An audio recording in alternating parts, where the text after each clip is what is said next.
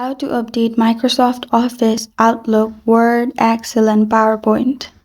Hi everyone, it's Sophia to assist you today. Without any delay, let's jump right in. First, open Microsoft Word and then click on Home page. You'll find More option on bottom left corner of your screen. Click on More option and then you'll find these options. Click on Account. Then you'll find this kind of screen pop up. Click on Update Options.